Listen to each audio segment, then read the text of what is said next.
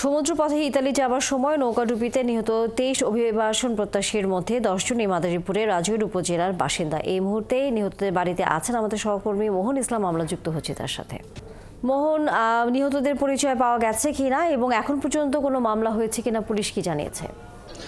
সামিয়া, আপনি জানেন যে লিবিয়ার উপকূলে ২৩টি মরদেহ উদ্ধার করার পর কিন্তু আসলে বোঝা হচ্ছিল বা বিভিন্নভাবে কথা হচ্ছিল যে তারা বাংলাদেশের হতে পারে, এবং সেই জায়গা থেকে কিন্তু মাদারীপুরের যে রাজৈর উপজেলা রয়েছে সেই উপজেলার অনেক লোকজনই সেই 10টি মরদেহ তাদের এলাকার বলে চিহ্নিত করেছে। কিন্তু আমরা পুলিশের সাথে কথা বলে এবং স্থানীয়দের সাথে কথা বলে যতটুকু জানতে পারলাম যে এই 10 জনের মধ্যে 6 জনের পরিবার নিশ্চিত করেছে যে তাদের এই পরিবারের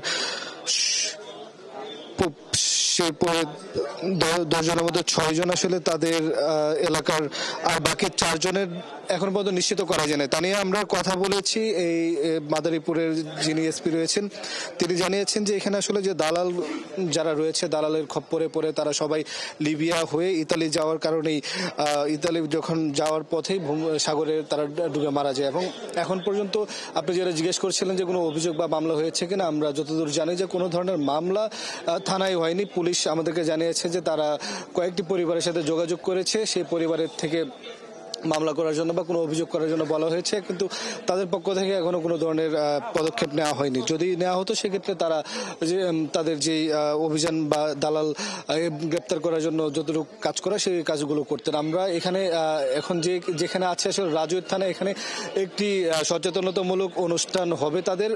যারা ভিকটিম পরিবার রয়েছে সেই পরিবারের অনেক সদস্য এখানে এসেছেন, যাদের পরিবারের লোকজন সাগরে মারা গিয়েছে এবং অতীতে যারা বিভিন্ন সময় যারা আপনার এই সাগর পাড়ি দিয়ে লিবিয়া হয়ে ইতালি যাওয়ার পথে ভিকটিম হয়েছেন বা ভুক্তভোগী হয়েছেন, এবং ভবিষ্যতে যেন এই ধরনের সমস্যা না পড়ে সেই জায়গা থেকে আসলে এই পদক্ষেপগুলো নেবে। এখানে আমরা অনেক স্থানীয় বাসিন্দারা রয়েছে, আমরা কয়েকজনের সাথে একটু কথা বলার চেষ্টা করব, জানার চেষ্টা করব যে এই এলাকায় আসলে এই মানব পাচারের বিষয়টুকু কতটুকু আছে এবং সেই বিষয়গুলো নিরসনে কি ভূমিকা রাখবে।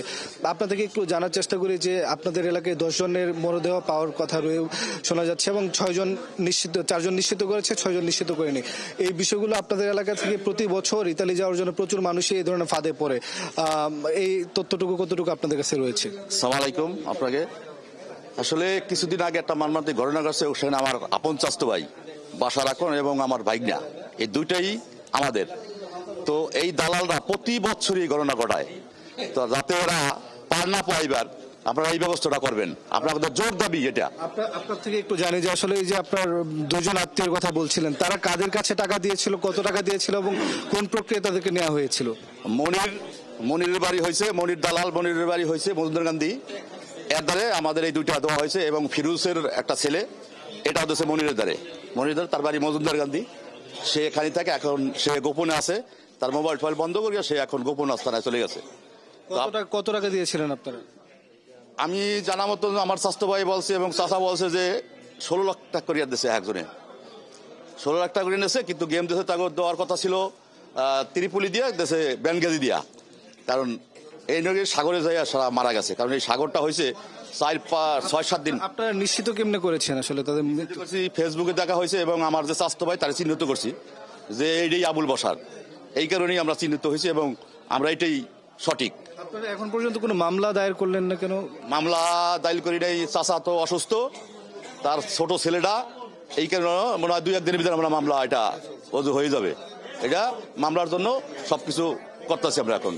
ধন্যবাদ। তা নিয়ে যেমনটা শুনছিলেন যে এখানে যারা ভুক্তভোগীর পরিবার রয়েছে তারা কিন্তু বলছিলেন যে 16 লাখ টাকার বিনিময়ে তাদেরকে লিবিয়া হয়ে ইতালি পাঠানোর কথা, সেই ইতালি যাওয়ার পথেই কিন্তু সাগরে তারা ডুবে মারা যায়। ধন্যবাদ মোহন ইসলাম। আপনার মাধ্যমে আমরা মাদারীপুরের যে অভিবাসীরা লিবিয়া যাওয়ার পথে সমুদ্রে সেখানে মারা গেছেন তাদের আসলে স্বজনদের কথা আমরা শুনছিলাম। ফিরবো আবার আপনার কাছে।